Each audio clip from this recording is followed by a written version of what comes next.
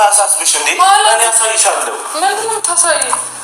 ናቲ ምን ይሆንክ ነው እንዴ? እንዴ ነው እንዴ? አራስማማ ነገሮቻችን መጀመሪያ ሳናስተካክል እኔና አንተ ምናምን ነገር እንጋባና ከዛ በኋላ ሰርጋችን ቀን ሁሉም ነገር አሪፍ ይሆናል። የዛ በመሀል የሚደርስ ነገር ነው። ገና እዚህ 9 ወር ከምናምን 9 ወር ከ5 ቀን ከ10 ቀን ይቆያል።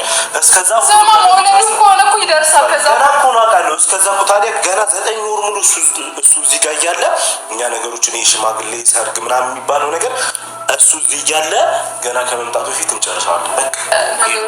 በቃ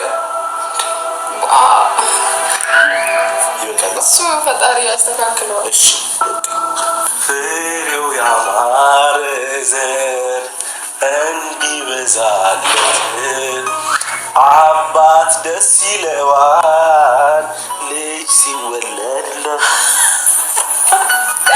ደግሞ አሁን ለቤተሰቤ በጣም ደስ የሚያሰኝ በቃ ደስ እናቴን በጣም ደስ ይላታል ብዬ ስለማስብ ዛሬ ናቲ ቻናል ላይ የተለቀቀው ቪዲዮ ይለያል ከምላችሁ በላይ ኦ ማይ ጋድ ትላላችሁ ማለት ነውና በጣም ነው ደስ የሚለው።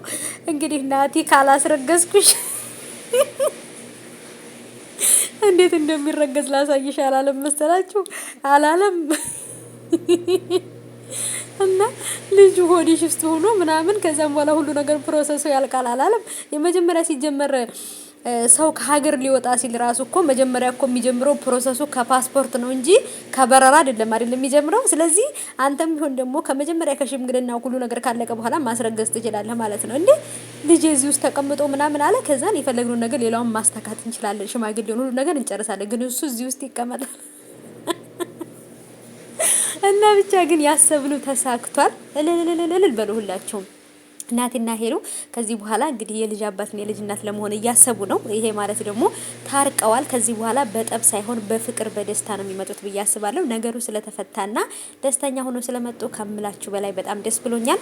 ሄሉዬ የኔ ውድ ደስታሽን ይጨምርልሽ፣ ደስታሽን አያጥፋብሽ እላለሁ ማለት ነው። ናቲ ከዚህ በኋላ ሄሉን እንዳታስቀይማት፣ ልጁም ደግሞ ይወለዳል። አትቸኩል ማለት ነው። የቸኮለች አፍሳ ለቀመች ነው።